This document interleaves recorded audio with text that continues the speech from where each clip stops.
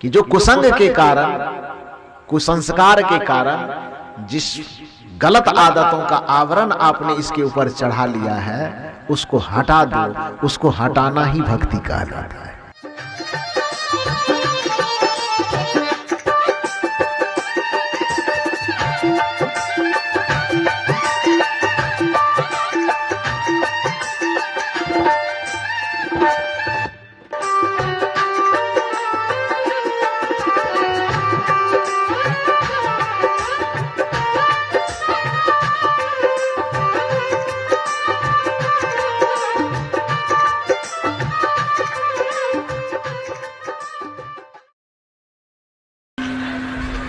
व्यावहारिक एवं पारमार्थिक जीवन के प्रबल प्रेरणा स्रोत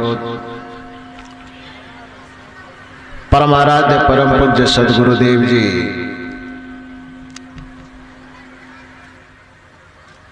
खगड़िया जिला मलियावासा में आयोजित 2 दिवसीय सत्संग समारोह के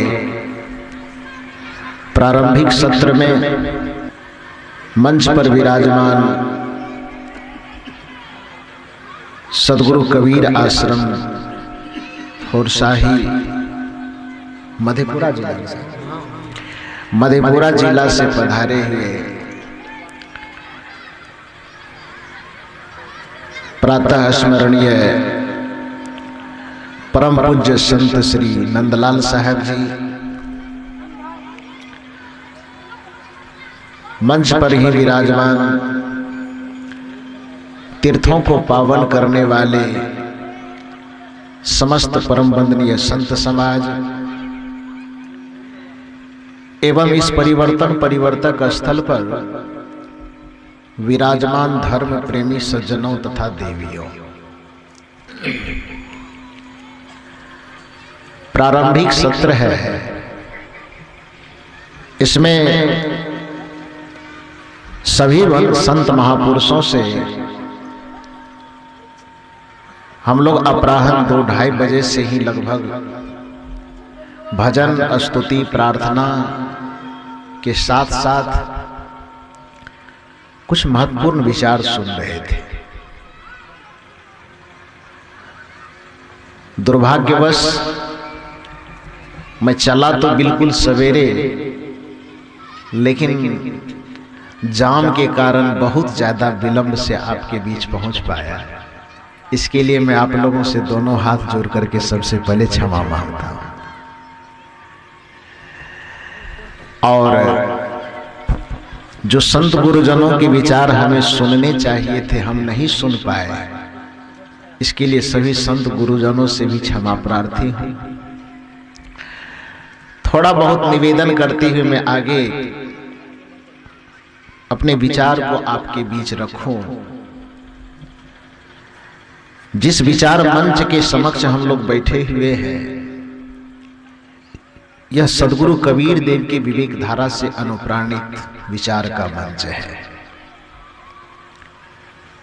इस मंच के माध्यम से ज्ञान, भक्ति और कर्म की त्रिवेणी प्रवाहित होती है। जैसे स्वामी विवेकानंद कहा करते थे कि एक पक्षी को जब धरती छोड़ करके आकाश में उड़ना होता है, आकाश में सैर करना होता है, तो उसे 3 पंखों की आवश्यकता पड़ती है। सामान्यतया हम 2 पंख के विषय में जानते हैं, क्योंकि पक्षी के 2 पंख देखते हैं। लेकिन थोड़ा सा गहराई से हम सोचेंगे तो देखने में आता है कि पक्षी को 3 पंखा होता है। 2 पंखा सामान्य रूप से वो काम करता है, और तीसरे पंखे की आवश्यकता तब पड़ती है जब वह जमीन छोड़ करके उड़ने लगता है। वह पंखा कहाँ होता है? उसकी पूंछ में होता है।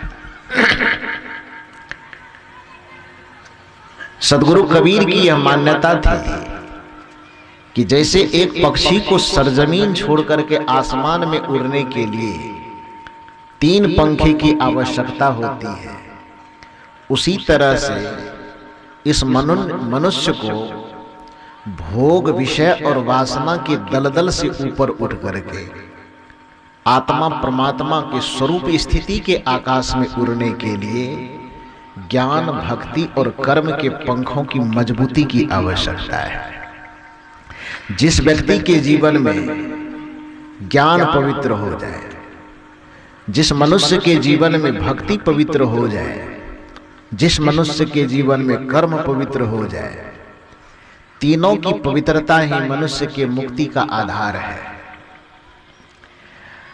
दुर्भाग्यवश आज तीनों बिगड़ा हुआ है। ज्ञान भी उल्टी दिशा में चल रहा है मनुष्य का, कर्म की भी दिशा उल्टी है, भक्ति की भी दिशा उल्टी है। अविवेक के कारण जो तीनों हमारे मुक्ति का आधार था, उन्हीं तीनों को हमने अपने बंधन का कारण बना लिया। इस संसार में मनुष्य जिस बुद्धि, जिस मति के कारण बंधन से मुक्त हो सकता था, उसी बुद्धि को ये अपने बंधन का कारण बनाता जा रहा है। उसी बुद्धि को ये अपना जाल बनाता जा रहा है। जिस ज्ञान से इसकी मुक्ति होने वाली थी, वो ज्ञान ही इसके बंधन का कारण बनता जा रहा है। हालांकि पूर्ण ज्ञान हो जाए तो फिर वह ज्ञान बंधनदायी नहीं होगा, लेकिन ज्ञान यदि उल्टी दिशा में होने लगे, ज्ञान की यात्रा उल्टी दिशा में होने लगे, तो फिर वो बंधनदायी है। ज्ञान उल्टी दिशा में जब यात्रा करता है, तब उस ज्ञान का अहंकार होता है व्यक्ति को, और जब अहंकार होता है तो उसे लगता है कि हम सही है, बाकी दुनिया, पूरी दुनिया गलत है। भक्ति उल्टी होती है तो मनुष्य स्वरूप स्थिति की भक्ति किए बगैर करना चाहिए, स्वरूप स्थिति का काम करना चाहिए, संत सदगुरु की भक्ति सेवा करना चाहिए, माता पिता की सेवा।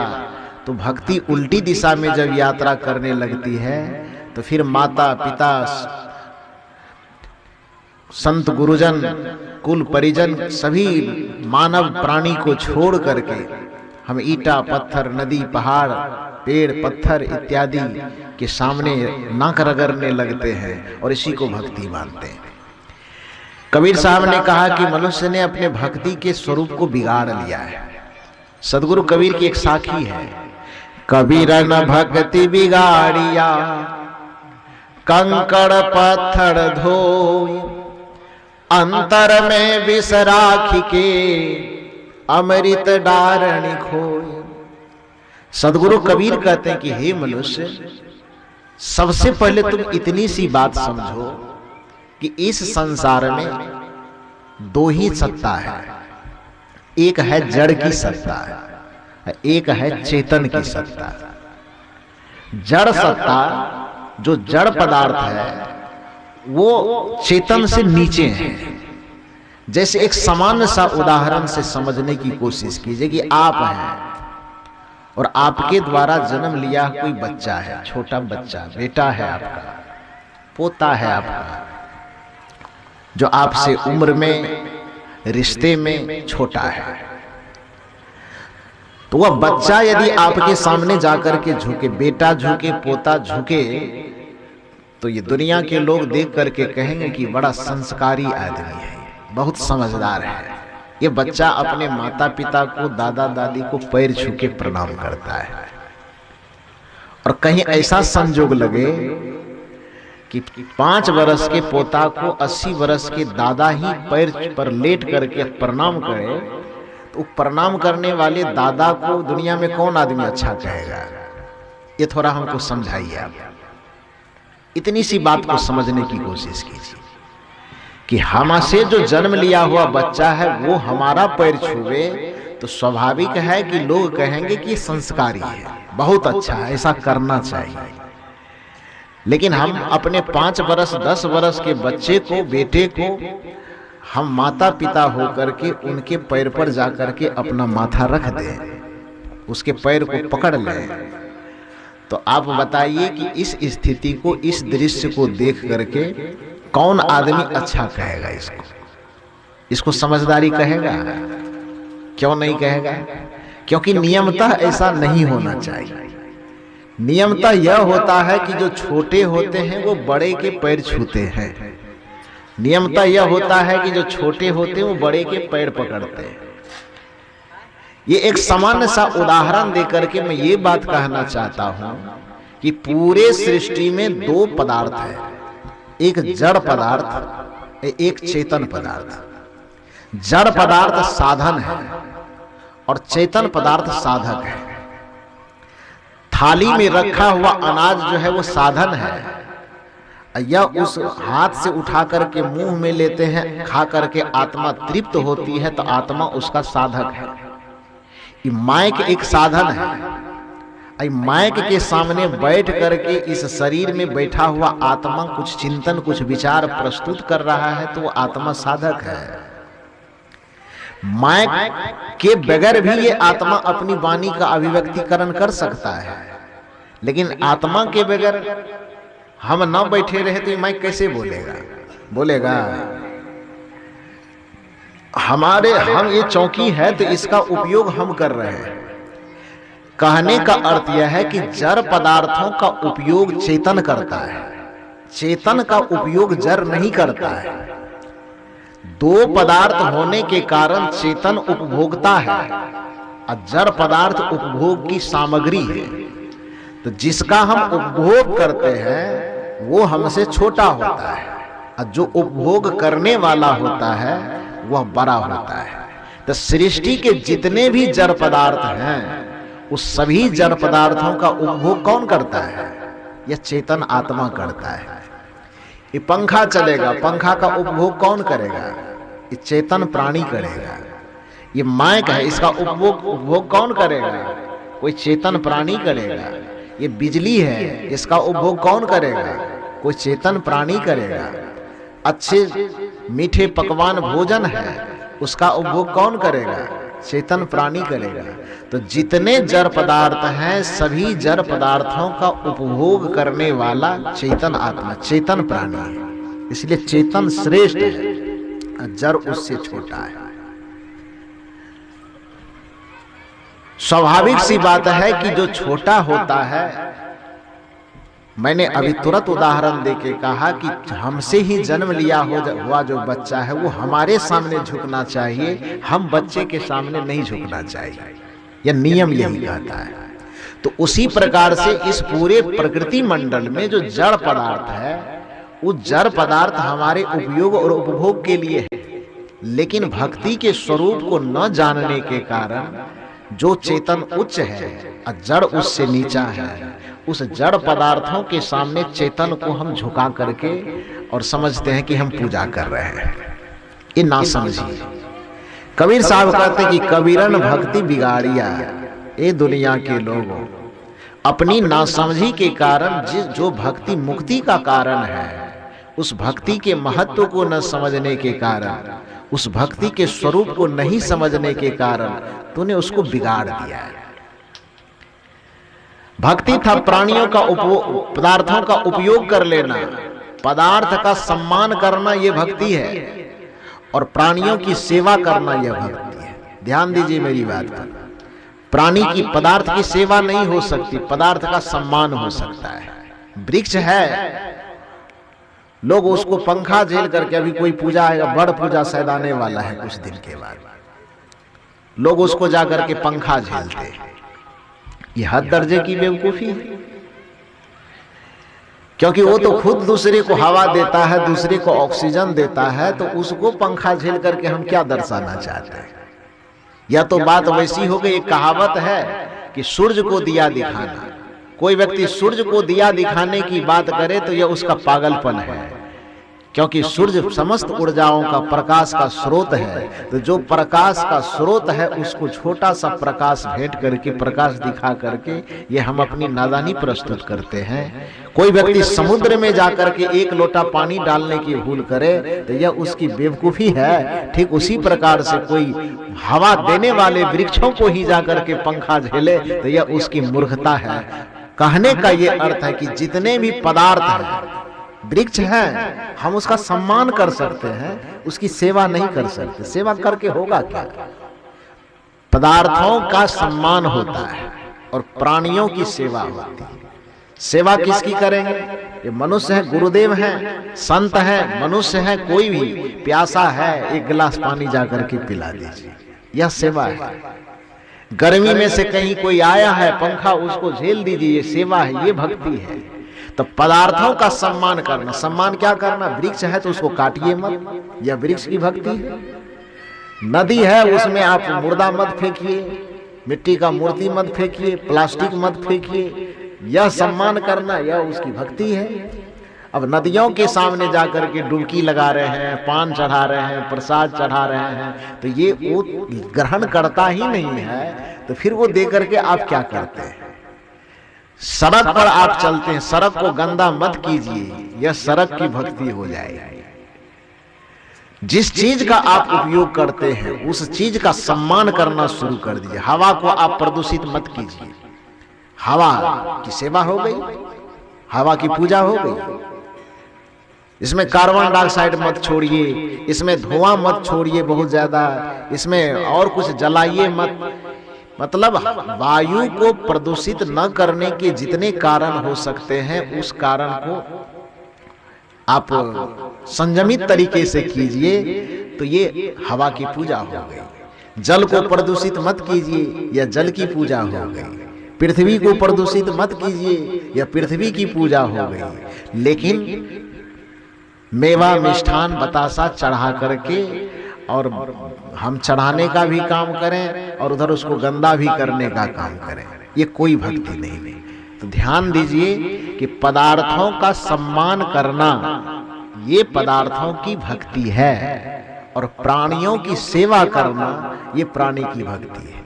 प्राणी में केवल मनुष्य ही नहीं आता है, प्राणी का अर्थ ही होता है जिसके अंदर प्राण का संचार हो उसे प्राणी कहा जाता है। चाहे वह मनुष्य हो, चाहे वह पशु हो, चाहे वह पक्षी हो, चाहे वह जिसको हम छोटे से कीड़े मकोड़े कहते हैं, जिसमें भी जीवंतता है, जिसमें भी प्राण है, जिसमें भी चेतन शक्ति है, उसको प्राणी कहा जाता है।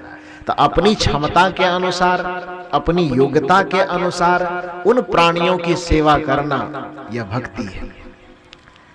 किसी विचारक ने बड़ा अच्छा कहा है कि सेवा हमारे जीवन के समस्त उन्नतियों का मूल साधन है। जो सेवा करना नहीं जानता है वह व्यक्ति अपने अहंकार विकार को घटा नहीं सकता है।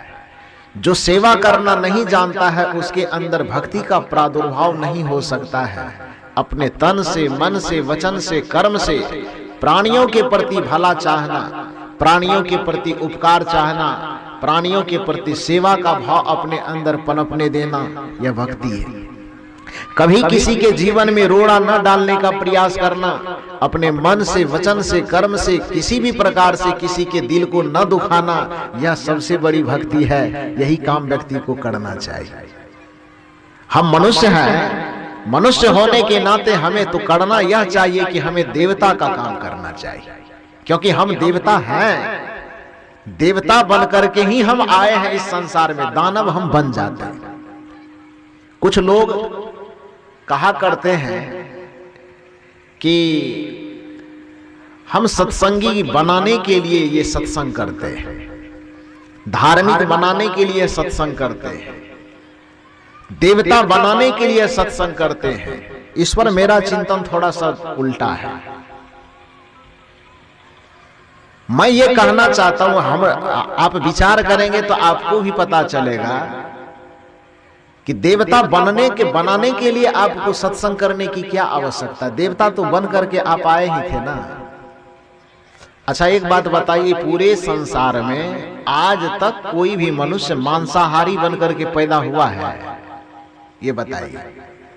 पूरे संसार का कोई भी हिस्सा हो, हिंदुस्तान हो, पाकिस्तान हो, हिंदू हो, मुसलमान हो, सिख हो, ईसाई हो, जैन हो, यहूदी हो, आप एक भी मनुष्य का ऐसा कहीं से कोई खाका बता करके लाइए कि कोई भी मनुष्य इस संसार में मांसाहारी बनकर के जन्म लिया है।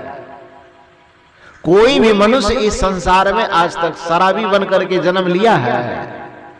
कोई भी मनुष्य आज तक इस संसार में नशाबाज और दुर्व्यसनी बनकर के जन्म लिया है। कोई भी व्यक्ति इस संसार में आज तक व्यभिचारी बनकर के जन्म लिया है?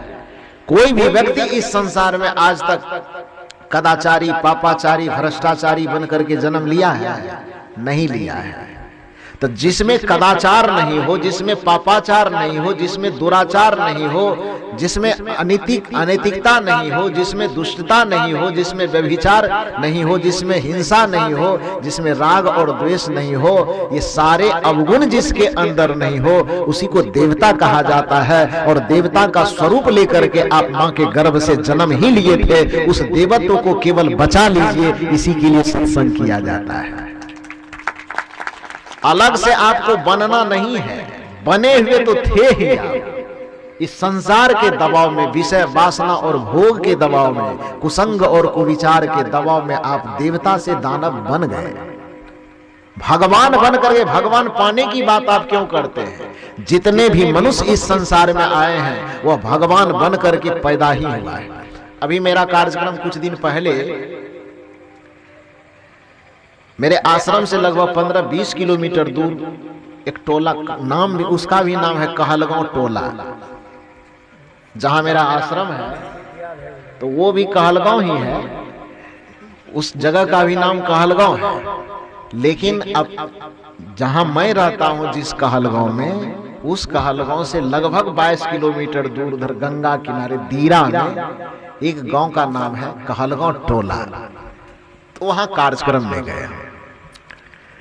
तो मुझे तो पता था कि मेरा कार्यक्रम है, उसी हिसाब से हम लोग तैयारी करके गए थे। लेकिन वहां गए तो वहां पर देखे कि जो संत मत के साधक थे वो लोग पहले से मंच को छेद करके पूरा मूर्ति वगैरह लगा करके बैठे हुए थे। तो मैं गया तो हमको पहले ये लगा कि कहीं हम दूसरे के सत्संग में तो नहीं आ गए। तो जब मैं गाड़ी को इधर उधर देखने लगा खड़ा करके, मुझे ये लग रहा था कि कहीं दूसरे के घर में उतर जाऊं, फिर कहें आप कौन है, तो बड़ा मुश्किल हो जाएगा। तो इधर उधर कर तब तक घर वाले उधर से आए और उसने कहा साहब चलिए। तो फिर मैं उतरा। मैंने कहा कि मैं तो सोचा कि कार्यक्रम, तो बोला कि नहीं नहीं, यहाँ की जो सत्संगी थे उसने कहा कि साहब जी को आने में देर है तो हम लोग शुरू करते हैं। शुरू करना तो कोई बुरी बात नहीं है, लेकिन पूरा प्लॉटे छेक लेना ये तो बहुत बुरी बात है। स्तुति करता, प्रार्थना करता, सब चीज करना ठीक था, लेकिन जिस सिद्धांत को हम लोग नहीं मानते हैं, मूर्ति लगाना, ये करना, वो करना, ये नहीं करना चाहिए। तो खैर कोई बात नहीं, अब कर दिया तो कोई हमको प्रवचन करना है। तो जैसे ही प्रवचन करने के लिए बैठे तो उसका एक महात्मा था उसी गांव का। वो महात्मा जी आए और उसने कहा, प्रश्न किया और कहा कि साहब आपको इसी प्रश्न पर आज प्रवचन करना है। तो मैंने कहा ठीक है, प्रश्न कीजिए। उन्होंने कहा कि इस संसार में क्या राम और कृष्ण का परमात्मा का अवतार राम और कृष्ण के रूप में हुआ था? प्रश्न को फिर से सुनिए। उन्होंने कहा कि इस धरती पर परमात्मा का अवतार, ईश्वर का अवतार राम और कृष्ण के रूप में हुआ था? यदि हुआ था तो भी, और नहीं हुआ था तो भी, किसी भी शर्त माने सूरत में इसका आप विश्लेषण कीजिए। हुआ था तो भी कीजिए और नहीं हुआ था तो भी कीजिए। तो उसको शायद ये लगा कि मैंने जो कबीर पंथ वाला शैली होता है उस शैली में थोड़ा खड़र गुड़र करेगा, लेकिन हमारा स्वभाव है। पहले तो हालांकि नया नया जब हम आए थे तो मेरे अंदर भी वो उमंग था, तो तर्क के आधार पर बहुत बातों को मरोड़ते थे। लेकिन जब मैं कुछ पुस्तक लिखा और सौभाग्य से सदगुरु श्री अभिलाष साहब जी के कुछ सानिध्य प्राप्त करने का अवसर मुझे मिला, तो जब कुछ पुस्तक लिखा तो मैं तो जा नहीं पाया। मैं हमारे जो अध्यक्ष महोदय हैं, जो कबीर पारक निकेतन चैरिटेबल ट्रस्ट, उसके राष्ट्रीय अध्यक्ष हैं और मेरा व्यवस्थापक कहिए, तो मैं इनको अपनी लिखी हुई पुस्तक दिया और इनको गुरुदेव जी के पास भेजा कि गुरुदेव जी से जाके कुछ आशीर्वचन लिखवा लीजिए। तो ये गए, गुरुदेव जी को पुस्तक दिखाए। 3 पुस्तक मैंने लिखा था, ईश्वर कौन, ईश्वर पूजा क्या है, और एक कोई पुस्तक था, निष्पक्ष विचार। 3 पुस्तक लिख करके गुरुदेव जी के पास भेजा कि गुरुदेव जी इस पे कुछ सम्मति लिख देंगे। ये गए,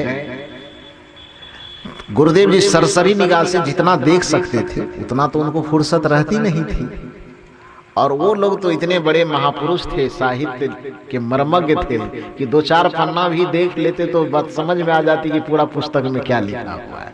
तो जितना देख पाए रात भर में पूरे पुस्तक को उन्होंने देखा और बहुत सुंदर ढंग से आशीर्वचन लंबे लंबे पन्ने में उन्होंने लिख दिया। और आशीर्वचन तो लिख दिया उन्होंने, बोला कि जाओ दे देना, और इनको बोले कि पुस्तक संबंधी कुछ बातें मुझे अभय से करनी थी, तो उनको भेज देते तो बड़ा अच्छा रहा। तो संजय जी पूछते हैं गुरुदेव जी से कि गुरुदेव जी मुझे ही कह दिया जाए, मैं उन्हें कह दूंगा। तो गुरुदेव जी बोले कह तो मैं तुम्हें भी सकता हूं, लेकिन जो बात मैं कहना चाहता हूं वो बात वही समझेंगे, वो तुम नहीं समझोगे, इसलिए उनको ही भेजना। तो क्या ठीक है। संजोग से ऐसा था कि आश्रम पे मोबाइल था, वहां तो बात नहीं हो सकी। बोले कि जा करके ठीक है नहीं आ पाएंगे तो इतनी बात जरूर कह देना, और हम कहीं जाएंगे तो या तो मुझसे भेंट कर लेने बोलना। तो संजोग से इसी रतवारा में कार्यक्रम में आए थे और हमारे कोई साधक आए थे, तो गुरुदेव जी कहे कि अभय को फोन लगाओ। तो गुरुदेव जी फोन लगा करके 5 मिनट इस संबंध में मुझसे बातचीत किए। गुरुदेव जी फोन पे जो बात समझाए वो बात मैं बता रहा हूं। गुरुदेव जी ने कहा कि बेटा तुम्हारे अंदर प्रतिभा बहुत सुंदर है, मैं तुम्हारे प्रवचन को सुना, तुम्हारे लेख को भी पढ़ा, और पुस्तक लेकर के गए तो वहां तो बढ़िया से मैं पढ़ा, सब कुछ ठीक है, उसमें एक चीज सलाह देना मैं उचित समझता हूं। तो मैंने कहा गुरुदेव जी आज्ञा किया जाए। गुरुदेव जी ने कहा कि दुनिया के कोई भी विचारक, कोई भी साहित्यकार किसी एक पंथ और मत की खरीदी हुई बपौती नहीं होती है। तुम्हारे लेखनी से, तुम्हारे वाणी से जो बातें निकलनी चाहिए, तो ये मत समझना कि हमारे शरीर पर कबीर पंथ का चादर चढ़ा हुआ है तो हम जो बोलेंगे वो केवल कबीर पंथियों के लिए बोलेंगे। यह कभी मत सोचना जीवन में कि हमारे कलम से जो बातें निकलेगी केवल कबीर पंथियों के लिए निकलेगी। तुम्हारे शरीर पे चोला कबीर पंथ का भले होगा, तुम्हारे नाम के साथ कबीर साहब का नाम भले ही जुड़ा हुआ होगा, लेकिन जब अपने मुंह से कुछ बोलना, जब अपने कलम से कुछ लिखना, तो वह किसी एक मत और पंथ के दायरे में रह करके न बोलना न लिखना, बल्कि संपूर्ण मानवता के हित को सोच करके जो बात उचित लगे वही बात बोलना। इसलिए बात को ज्यादा तोड़ मड़ोड़ कटोर मटोर मत करो, सत्य बोलो लेकिन प्रिय बना करके बोलो, कटु बना करके कभी मत बोलना। ये रतवारा से ये फोन पर इतनी सारी बात समझाया। उसके बाद फिर मुझे जाने का अवसर मिला, मैं गया तो फिर तो भरपूर लाभ मुझे मिला। वहां सामने में क्या क्या हुई तो उतना बात कैसे बताऊंगा। तो जिस दिन से यह बात गुरुदेव जी ने बताया, उस दिन से जो कबीर पंथ वाला उफान था कि जो लगे कि गलत है तो एकदम उसको पकड़ के मरोड़ देने वाली बात है, उस दिन से वो मरोड़ तोड़ जो होता था भीतर में वो ठंडा हो गया। और उसमें ये लगा यदि कुछ बातें कही जाए तो उस बात के चारों तरफ दाएं बाएं आगे पीछे सोच करके ऐसी कुछ बातें कही जाए जो सबके लिए लाभकारी, जो सबके लिए उचित हो, किसी के भी कान में जाकर के वो बात टीस पैदा ना करे, बल्कि जो हमारे विचार के विरुद्ध भी विचार रखता हो, उनके भी कान तक वह बात जाकर के लगे कि बात तो ठीक ही कह रहा है, हम भले नहीं मान रहे, काश इन्हीं की बात मान ले तो बड़ा अच्छा हो। ऐसी भावना व्यक्ति की हो जानी चाहिए। यदि कबीर साहब ने कहा कि मीठी बानी बोलिए सुख उपजे चहुं और, वशीकरण यह मंत्र है तजिए वचन कठोर, तो ये बात केवल गृहस्थों के लिए नहीं कही गई है, ये बात मंच पर बैठने वाले साधु और महात्माओं के लिए भी कही गई है। उनको भी कठोर वचन का परित्याग करना चाहिए। किसी के लिए भी कटु वचन का प्रयोग नहीं करना, सत्य कहना चाहिए, लेकिन सत्य को बड़े सार्वभौमिक तरीके से, हृदय की करुणा के साथ, हृदय के प्रेम के साथ तब वो सत्य कहनी चाहिए, ताकि किसी के भी हृदय को छेदे नहीं। ये काम जरूर करना चाहिए। तो वो बेचारा जो संत मत के साधु थे, उसने कहा, उसका भावना तो यह था कि इसको ऐसा सवाल दे दें कि थोड़ा खड़र मड़र करेगा तो जेबों पर वचन लोग सुनने आया है, सब भाग जाएगा, कहेगा धूप कबीर पंथी सब ऐसा ही होता है।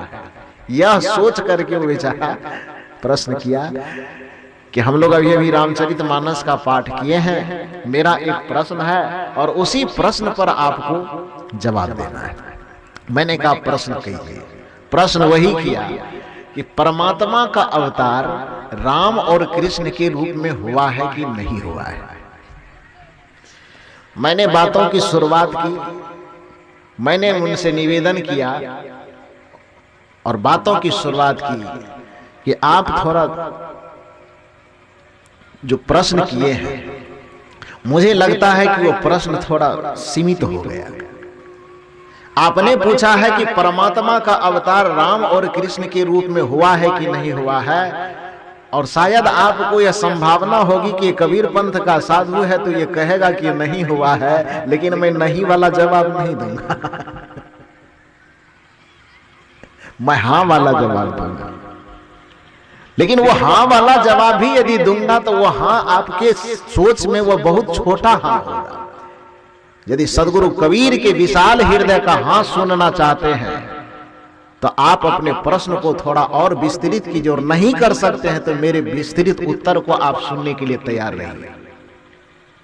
यदि आप कहते हैं कि परमात्मा का अवतार राम और कृष्ण के रूप में हुआ है, केवल इतनी ही आपकी मान्यता है, तो सदगुरु कबीर संतों के सम्राट थे। सदगुरु कबीर का कहना यह है कि केवल राम और कृष्ण का अवतार ही परमात्मा का अवतार लेकर के वो नहीं आए, बल्कि धरती के जितने मनुष्य हैं सब परमात्मा के स्वरूप हैं और परमात्मा के अवतार हैं। यह मान करके आपको चलना होगा। केवल राम और कृष्ण ही क्यों? क्योंकि धरती के जितने स्त्रियां बैठी हुई है उसमें सीता पार्वती बनने के सारे गुण मौजूद हैं। धरती के जितने पुरुष बैठे हुए सब में राम कृष्ण बुद्ध और कबीर बनने की 100% क्षमता है। किसी में रत्ती भर भी कम नहीं, किसी में रत्ती भर भी ज्यादा नहीं। कबीर साहब की भाषा में कहे तो सब घट मेरो साइया सोनी से जन कोई, बलिहारी वासेज की जा घट पर घट होई।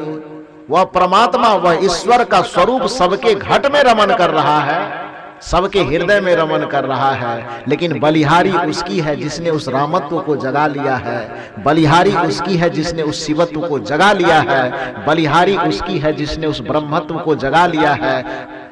एक सांसारिक व्यक्ति में और एक महापुरुष में, एक महात्मा कहलाने वालों में इतना ही अंतर है कि सामान्य आदमी अपने अंदर छुपे हुए उस ईश्वरत्व को जगाया नहीं है, और विशिष्ट आदमी अपने अंदर की उस ईश्वरत्व को जगा लिया है।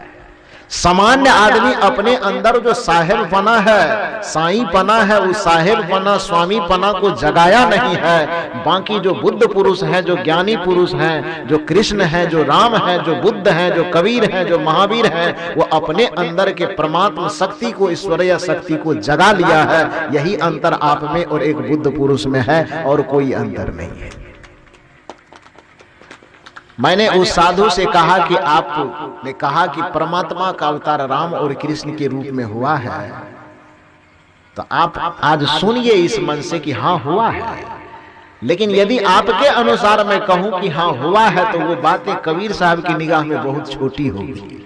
कबीर साहब के निगाह में ईश्वर का अवतार केवल राम और कृष्ण के ही रूप में नहीं हुआ है, बल्कि कबीर साहब के अनुसार धरती के जितने भी मनुष्य हैं सारे के सारे मनुष्य परमात्मा के अवतार के ही रूप में हुआ है, बशर्ते अपने इस अवतरण स्वरूप को यह मनुष्य पहचान ले। जिस दिन यह अपने राम स्वरूप को पहचान लेगा उस दिन रावण वाला कर्म करना छोड़ देगा।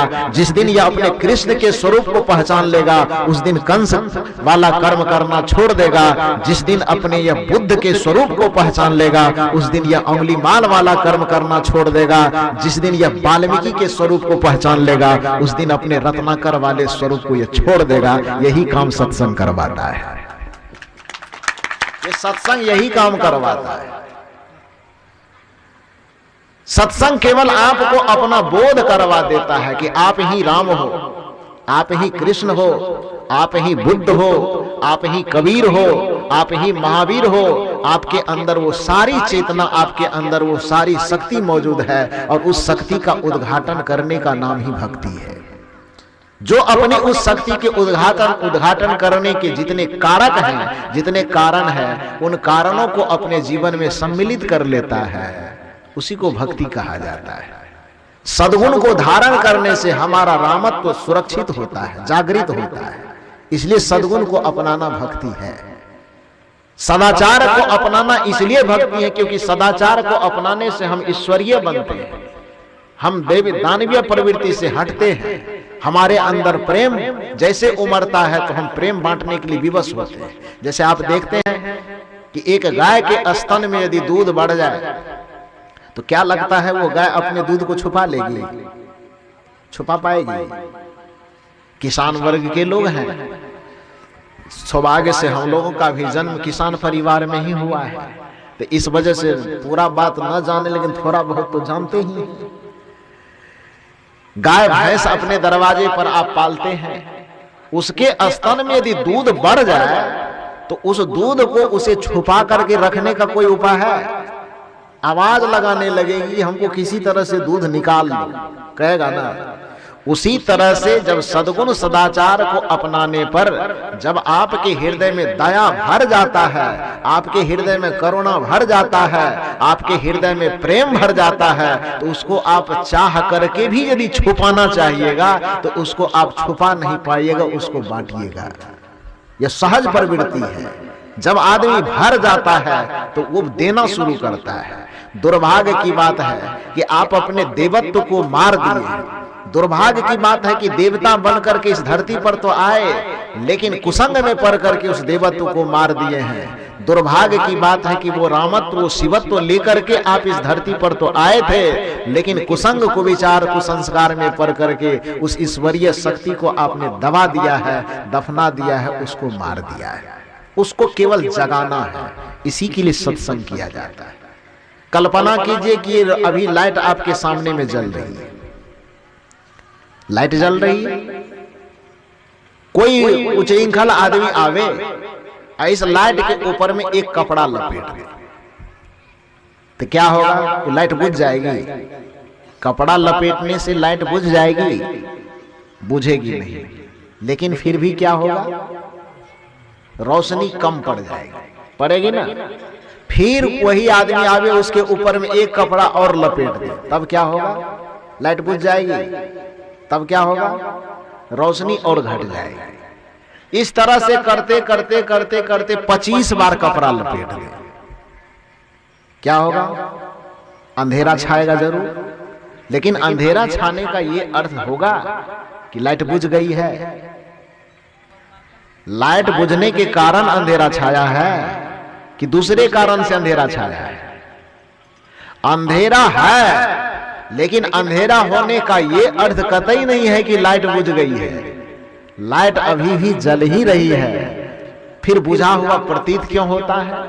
प्रतीत इसलिए होता है क्योंकि उसके ऊपर में कपड़ों का परत लिपटा हुआ है।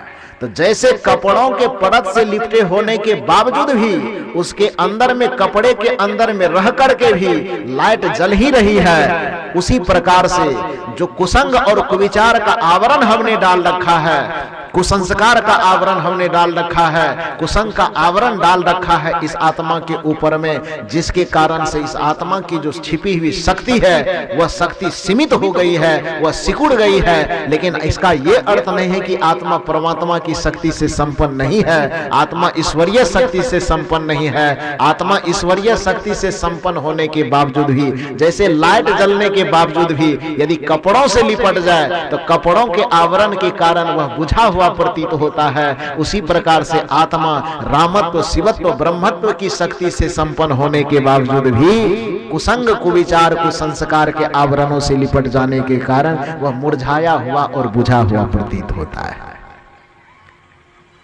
यह सत्संग केवल यह कहता है आपसे कि जो कुसंग के कारण, कुसंस्कार के कारण जिस गलत आदतों का आवरण आपने इसके ऊपर चढ़ा लिया है उसको हटा दो। उसको हटाना ही भक्ति कहा जाता है। और इस भक्ति को न जानने के कारण हम क्या करते हैं, कबीरन भक्ति बिगाड़िया, कंकड़ पत्थर धोई, अंतर में विष राखी के अमृत डारनी खोई। जिस भक्ति से हमारी मुक्ति होनी संभव थी, भक्ति का वही कार्यक्रम करके हम और बंधन में पड़ जाते हैं। तो मैं अपनी बात की शुरुआत इस बात से की कि जैसे एक पक्षी को आसमान में उड़ने के लिए तीनों पंख की मजबूती की आवश्यकता है, सदगुरु कबीर का दर्शन, सदगुरु कबीर का चिंतन यह कहता है कि हे मनुष्य, तुम्हारे भी जीवन को इस भोग, विषय, वासना के दलदल से ऊपर उठा करके अपने आत्म स्थिति, स्वरूप स्थिति के आकाश में उड़ने के लिए तुम्हें 3 पंखों को मजबूत करना होगा। पहला पंख क्या है? कर्म। दूसरा पंख क्या है? भक्ति। और तीसरा पंख क्या है? ज्ञान। क्योंकि मनुष्य के जीवन को यदि 3 हिस्सों में बांटे तो उसका जीवन 3 हिस्सा में बंट जाएगा। पहला हिस्सा इंद्रियों का समूह, दूसरा हिस्सा उसका हृदय और तीसरा हिस्सा उसका मस्तिष्क। इंद्रियों का जो समूह है वो कर्म प्रधान है, हृदय जो है वह भाव प्रधान है और मस्तिष्क जो है वह ज्ञान प्रधान है। कर्म को यदि हम सुधारेंगे तो इंद्रियां पवित्र होगी, भक्ति को जब हम सुधारेंगे तो हमारा हृदय पवित्र होगा और ज्ञान को जब हम सुधारेंगे तो हमारा मस्तिष्क पवित्र होगा। और जिस व्यक्ति का कर्म, ज्ञान, भक्ति तीनों पवित्र हो गया, इसका मतलब यह हुआ कि उसका संपूर्ण जीवन पवित्र हो गया। और जिसका संपूर्ण जीवन पवित्र हो गया तो सदगुरु कबीर का दावा है कि कबीरा मन निर्मल भया जैसे गंगा नीर। तो तब हमको भगवान के पीछे नहीं घूमना पड़ेगा। ये कबीर साहब का दावा है। कबीर साहब कहते हैं कि ये मनुष्य, जिस दिन तुम अपने संपूर्ण जीवन को निर्मल बना लिया, जिस दिन अपने संपूर्ण जीवन को तू पवित्र बना लिया, उस दिन से भगवान के पीछे तुम नहीं घूमोगे बल्कि भगवान तुम्हारे पीछे पीछे घूमना शुरू कर देगा कि बताइए आपका कौन सा काम बाकी है, हम आपका खेत जोत दें कि गाय दूध दें कि भूसा ला दें कि क्या करें, वो सारा काम बताइए और हम आपका काम कर देते हैं। ये सदगुरु कबीर की ही केवल मान्यता नहीं है, यह मान्यता ऋग्वेद के भी मंत्र में आया है। ऋग्वेद में एक मंत्र आया, बड़ा प्रसिद्ध मंत्र है, गायत्री मंत्र है। वह मंत्र है कि मधुवाता रितायते मधुचरंति सिंधवः माधवीर्ण संतोषधि। अब आप ये मत पूछिएगा, गायत्री मंत्र तो है ओम भूर्भुवस्वः तत्सवितुर्वरेण्यं भर्गो देवस्य धीमहि धियो यो नः प्रचोदयात्। तो आप कह रहे हैं कि ये वाला भी गायत्री मंत्र है। हाँ, ये वाला भी गायत्री मंत्र है। वस्तुतः जो चालाक लोग होते हैं ना, वो चालाकी करना कहीं नहीं छोड़ते। ऋग्वेद में एक मंत्र गायत्री का नहीं है, ऋग्वेद में कम से कम 1000 से ज्यादा गायत्री मंत्र है। वस्तुतः गायत्री एक छंद है, उस छंद में जितने सारे मंत्र बने हैं वो सारे के सारे मंत्र गायत्री मंत्र हैं। तो चाहे वो जो ओम भूर्भुवस्वः वाला सुनते, हालांकि वो में ओम भूर्भुवस्वः भी नहीं है, वो भी कोई जोड़ दिया है जबरदस्त। ऋग्वेद में पन्ना पलट करके आप देखिएगा, चूंकि दुनिया में जितना भी गुड़ घंटाल फैला है, आडंबर, अंधविश्वास, पाखंड जो भी फैला है, तो फैलाने वाला इतना चालाक था उस सब चीज का नाम ये दे दिया कि ये चीज वेद से निकला हुआ है। जातिवाद का जड़, जातिवाद के जाल को फैलाया और लोगों ने सवाल किया कि भाई आप जातिवाद की बात करते हैं, जातिवाद कहां है? फैलाने वाले ने कहा वेद में है। बेचारा वेद ऐसा है कि जिस वेद का दर्शन 21वीं शताब्दी आने के बावजूद भी जो हिंदू खास करके, और लोगों की बात छोड़ दीजिए, जिस हिंदू के लिए कहा जाता है कि वेद ही तुम्हारा धार्मिक ग्रंथ है, वेद ही तुम्हारे धर्म का प्राण है, जिन हिंदू को जीवन भर यह सिखाया जाता है, उस हिंदू के 99% हिंदू को आज तक वेद का पन्ना कैसा होता है, कवर पेज कैसा होता है, वह भी देखने का मौका नहीं लगा है। पन्ना पढ़ने की तो बात छोड़ दीजिए, उसका कवर पेज ऊपर का पृष्ठ कैसा होता, लाल रंग का कि नीला कि पीला, ये भी शायद नहीं देखा होगा। और मैं तो चाहता हूं कि ये सब जितने आदमी हैं सबके हाथ में एक एक वेद दे दिया जाए, पंडित के टीक पकड़ के नोच लेगा आदमी जब इसको कुछ कहने के लिए आएगा तो। क्योंकि वो जितनी बात कहता है एक भी बात उसमें नहीं है। 33 करोड़ देवता पूजवाने की बात पंडित जी करते हैं, अब पूछे कहां है तो वेद में है। वेद के पन्ना पलट करके देख लीजिए तो कहीं नहीं है। जाति पाति ब्राह्मण ऊंचा तो शूद्र नीचा, तो फलना ऊंचा फलना नीचा, इसकी बात करता है। कहां लिखा है भाई? वेद में लिखा है। वेद को देखने जाए तो वेद में है ही नहीं। देवता को बलि दो, फलना करो, चिलना करो, दारू पिलाओ, ये करो वो करो, ये सारी बात बता करके कहां लिखा हुआ है भाई? कहां लिखा है? तो वेद में लिखा है। वेद पढ़ने जाए तो वेद में है ही नहीं, कहीं नहीं वेद में है। एक बात दावे के साथ सुन लीजिए, चालाक लोगों ने सदगुरु कबीर को वेद विरुद्ध सिद्ध करने का प्रयास किया कि कबीर साहब जो है वेद के विरुद्ध है, धर्म के विरुद्ध है, सनातन संस्कृति के विरुद्ध है। लेकिन जब सदगुरु कबीर का अध्ययन करते करते उसी कबीर के वंश से कोई बालक निकलता है, वेद शास्त्र पुराण उपनिषद का जब अध्ययन करता है तो पता यह चलता है कि सदगुरु कबीर वेद वेदांत शास्त्र के जितने बड़े समर्थक हैं, उस शास्त्र को अपना कहने वाला भी उस शास्त्रों का उतना बड़ा समर्थक नहीं है। वो केवल घोटाला करता है और कुछ नहीं करता है। वेदों में एक भी जगह मूर्ति पूजा का जिक्र नहीं है। यदि कोई दिखा सकता है तो दिखाइए, और लोगों की तो गारंटी नहीं लेते हैं। हमारा स्थान कहलगांव में पड़ता है, भागलपुर जिला में। इसी मन से कह देता हूं कि आप यदि वो दिखा दीजिएगा तो हम आपकी गुलामी खटने के लिए जीवन भर तैयार रहेंगे। वो दिखाइएगा और चले जाइएगा आप कहलगांव में, चलिए हम दिखा देते, आप मेरी गुलामी खटिएगा। बाबाजीगिरी करना छोड़ करके आपके खेत का मकई जोत देंगे हम बढ़िया से, यही काम करेंगे और क्या करेंगे। तो है ही नहीं तो दिखाइएगा कहां से। मूर्ति पूजा का एक रत्ती भी कहीं पर कोई जिक्र नहीं है। किसी मंदिर में जाकर के किसी देवी और देवता की आराधना करो, इसका एक रत्ती भी कहीं कोई जिक्र नहीं है। हिंदू धर्म में आज जितने प्रकार के आडंबर और पाखंड दिखाई देते हैं, उस सनातन धर्म के ग्रंथ कहलाने वाले वेद में एक जगह भी उच्चारण नहीं है।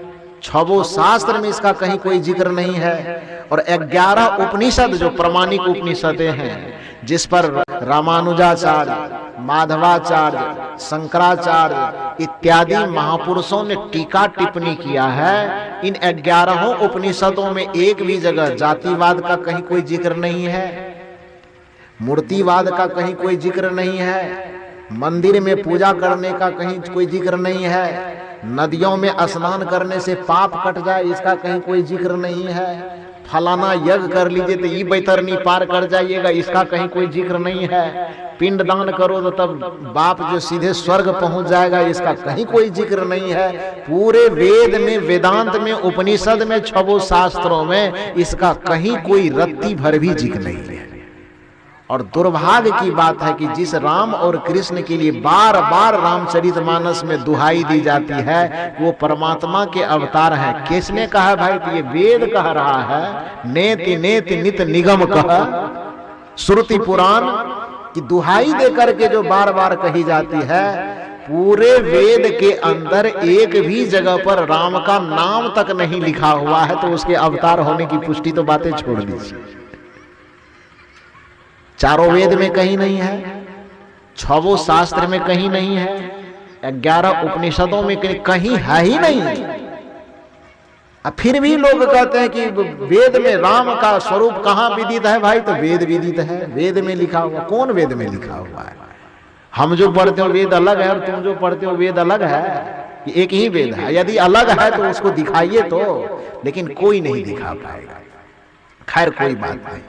तो मैंने कहा आपसे यह कि सदगुरु कबीर कहते हैं कि केवल राम और कृष्ण ही परमात्मा के अवतार नहीं हैं, बल्कि संपूर्ण मनुष्य परमात्मा के अवतार हैं। आप देवता बनकर के ही इस धरती पर आए, दानव आपको संग के कारण बन गए। यह सत्संग की जिम्मेदारी है, भक्ति की जिम्मेदारी है, ज्ञान की जिम्मेदारी है कि यह आपको कुछ बनावे नहीं, बल्कि आप जिस रूप में थे उस रूप को सुरक्षित रख दे। यह सत्संग की जिम्मेदारी है। आपको शाकाहारी बनाना क्या है? आप तो शाकाहारी थे, मांसाहारी बने हैं। लोग कहता है सत्संग में जाएंगे ना तो हम शाकाहारी बन जाएंगे। गलत कहता है। लोग कहता है कि हमको सत्संगी बनना है। अरे सत्संगी आप थे ही, वो तो जबरदस्ती आपको संगी बन गए ना।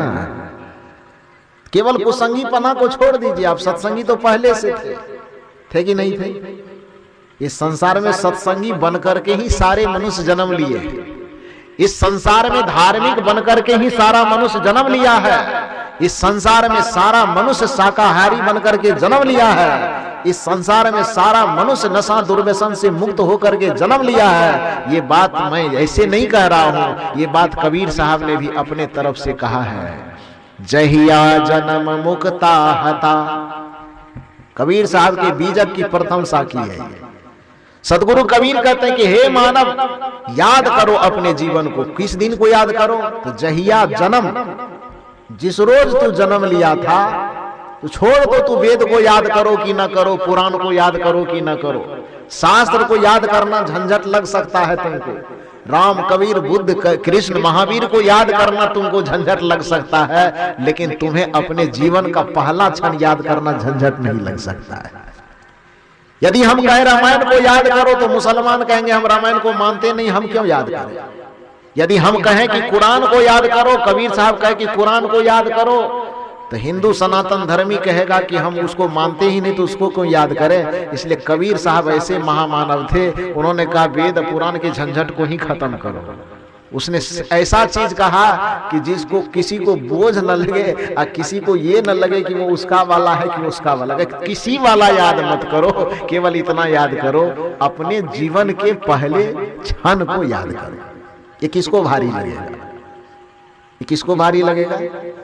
कबीर साहब कहते हैं तुम अपने स्वरूप को समझना चाहते हो, अपने जीवन को समझना चाहते हो तो रामायण साइड रहने दो, गीता साइड रहने दो, वेद अपने जगह, पुराण अपने जगह, कुरान अपने जगह। अरे अपने जीवन के पहला पन्ना को पलटो और पहले पेज को पढ़ो।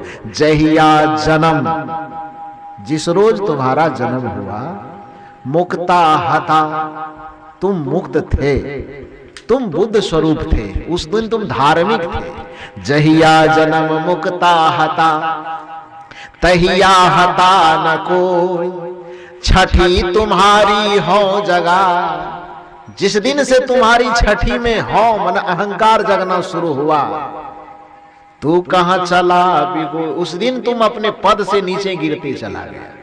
उस दिन तू देवता से दानवत्व की ओर बढ़ता चला गया। उसी दिन तू ईश्वर कृष्ण से कंस की ओर बढ़ता चला गया। उसी दिन तुम राम से रावण की ओर बढ़ता चला गया। उसी दिन तू बुद्ध से अंगुलीमाल की ओर बढ़ता चला गया। उसी दिन तू सदाचार से दुराचार की ओर गिरता चला गया। छठी किसे कहा गया? तो स्वाभाविक रूप से जानते हैं कि 5 इंद्रियां हम लोगों के पास है, ज्ञान इंद्रियां, और 5 ज्ञानेंद्रियों का जो संचालन करने वाला है छठा, उसको मन कहा जाता है। उस मन के अंदर जिस दिन से अहंकार जगना शुरू हुआ, बस सब चीज, कर्म भी बिगड़ गया। मन के अंदर अहंकार बढ़ना शुरू हुआ, भक्ति बिगड़ गई। मन के अंदर अहंकार बढ़ना शुरू हुआ, ज्ञान बिगड़ गया। कबीर साहब कहते हैं कि बस वैसी मन के अहंकार का सारा फसाद है। जिस दिन मन के अहंकार से तुम मुक्त थे, उस रोज स्वभावतः तुम मुक्त थे। जहिया जन्म मुक्ता हता, तहिया हता न कोई, छठी तुम्हारी हो जगह, तू कहां चला बिगोई। सदगुरु कबीर कहते हैं कि तुम्हारे मन के अंदर जिस दिन हौं जगना शुरू हुआ, अहंकार जगना शुरू हुआ, तो उस दिन अपने पद से गिरता चला गया, वरना तो देवता बन करके ही इस संसार में पैदा हुआ था, देने वाला बन करके पैदा हुआ था। और जो देने की प्रवृत्ति से युक्त हो जाएगा, स्वाभाविक है कि वो भगवान बन जाएगा। क्योंकि देवता का परिभाषा ये नहीं होता कि देवता बन जाएंगे तो हमारे अंदर 4 सींग लग जाएगा, कि आंख बड़े हो जाएंगे, कि चेहरा गोरा हो जाएगा, ऐसा नहीं। देवता का 2 अर्थ है, ध्यान दीजिए मेरी बात। देवता के 2 अर्थ है। देवता का पहला अर्थ यह है कि जिसमें दिव्यता का समावेश हो जाए उसको देवता कहा जाता है। दिव्यता अर्थ मतलब सद्गुण सदाचार से, दया दिव्य चीज है, क्षमा दिव्य चीज है, सत्य दिव्य चीज है, अहिंसा दिव्य चीज है, ज्ञान दिव्य चीज है, भक्ति दिव्य चीज है, सेवा दिव्य चीज है। तो जिसके अंदर दया आ जाए, क्षमा आ जाए, करुणा आ जाए, प्रेम आ जाए, सत्य आ जाए, सदाचार आ जाए, सहनशीलता आ जाए, सद्भावना आ जाए, सद्कामना आ जाए, तो ये सारे दिव्य गुण जिसके अंदर पनपना शुरू हो जाए, ये सारे दिव्य गुण जिसके अंदर समाहित हो जाए, उसको देवता कहते हैं। दिव्य गुणों का समावेश जिसके अंदर हो वो देव है। यदि स्त्री के अंदर है तो देवी है, ये पहली परिभाषा।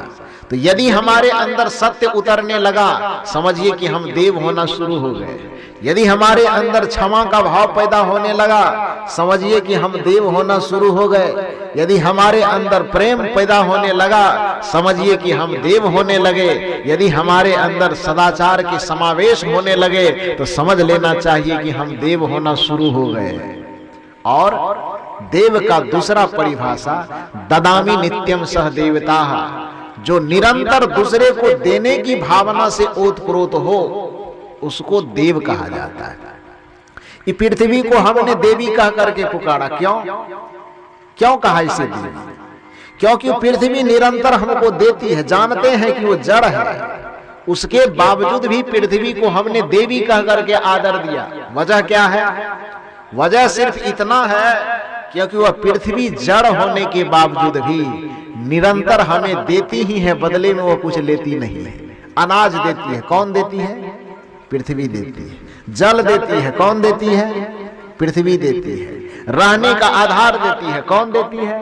पृथ्वी देती है। सोने का आधार देती है, कौन देती है? पृथ्वी देती है। और यहां तक कि मर जब जाते हैं तो चाहे नदी में भसावे कि चाहे चिता पर लेटावे, तो हमारे चिता को भी सजाने का आधार कौन देती है? पृथ्वी देती है। तो निरंतर दे ही तो रही है। तो देवता का दूसरा अर्थ यह होता है ददामी नित्यम सह देवता, जो हमारे जीवन जीने के लिए कुछ न कुछ आधार निरंतर देता हो, उसको देवता कहा जाता है। यही कारण है कि हमारे सनातन ऋषि मुनियों ने जल को देवता कहा। क्यों? इसलिए जल को देवता कहा क्योंकि जल हमें जीवन देता है। जल न मिले आदमी को तो जिंदा रहेगा? नहीं रहेगा। वो जड़ है, उसके बावजूद भी वो हमारे जीवन का प्राण तत्व है, वो आधार है। इसीलिए जल को देवता कहा गया। ये जानने के बावजूद भी हवा कोई आदमी नहीं है, फिर भी हवा को देवता कहा गया। तो वजह क्या थी? क्योंकि वो हमें जीवन दे रहा है। ददामी नित्यम सह देवता, जो निरंतर देता हो उसको देवता कहा जाता है। हवा हमें जीवन शक्ति देती है, इसलिए हवा को देवता कहा गया। अग्नि को देवता कहा गया। क्यों? क्योंकि अग्नि निरंतर हमें जीवन ऊर्जा देती है। अग्नि न रहे तो आदमी के जीवन की कल्पना नहीं की जा सकती है, इसलिए अग्नि को देवता कहा गया। तो अग्नि को देवता, हवा को देवता, जल को देवता, पृथ्वी को देवता, वृक्ष वनस्पति को देवता यदि कहा गया तो इसका ये अर्थ नहीं कि उसको बतासा चढ़ाना है, बल्कि मैंने कहा कि उसका सम्मान करना, उसकी सुरक्षा करना, यह उस देवता की पूजा करना है। और जो खाता है उसको खिलाना, जो पीता है उसको पिलाना, जिसे गर्मी लगती है उसे हवा झेलना, जो सो सकता है उसको बढ़िया से सुलाना, जो आदर प्रेम को स्वीकार कर सकता है उसे आदर और प्रेम देना, जो स्नेह का भूखा हो उसे स्नेह देना, जो अन्न का भूखा हो उसे अन्न देना, जो पानी का प्यासा हो उसे पानी देना। यह सगुण भक्ति है और यही भक्ति मनुष्य को करना चाहिए। यही सबसे बड़ी पूजा है। ये भक्ति को सुधारना है। कंकर पत्थर को धो करके अपने चेतन सत्ता की इतनी तौहीन नहीं करनी चाहिए मनुष्य को। तो मैंने कहा कि कबीर साहब कहते हैं कि जिस दिन तू अपने संपूर्ण जीवन को पवित्र कर लिया, उस दिन भगवान तुम्हारे पीछे पीछे घूमेंगे। यह बात केवल कबीर साहब नहीं कहते, ये बात वेद भी कहता है। और वेद के जिक्र कर रहा था मैं कि गायत्री मंत्र कहता है। वो गायत्री मंत्र क्यों? आप कहेंगे कि हम तो एक ही गायत्री मंत्र जानते हैं, लेकिन नहीं, वेद के अंदर हजारों गायत्री मंत्र है। और गायत्री मंत्र इसलिए कहा जाता है कि गायत्री कोई मंत्र नहीं है, बल्कि गायत्री व्याकरण का एक छंद है, वैदिक व्याकरण का एक छंद है।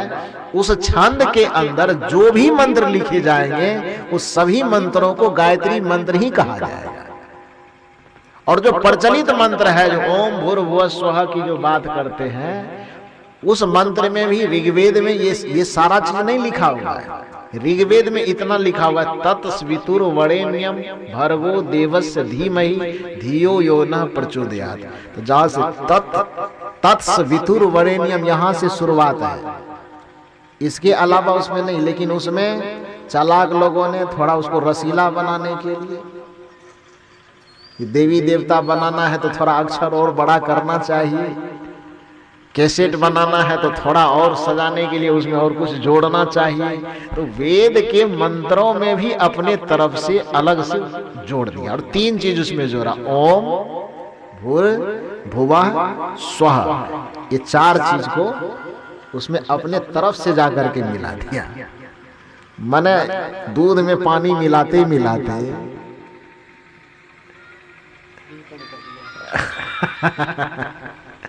तेल में मिलावटबाजी करते करते, हल्दी मसाला में भी मिलावटबाजी करते करते आदमी को रहा नहीं गया।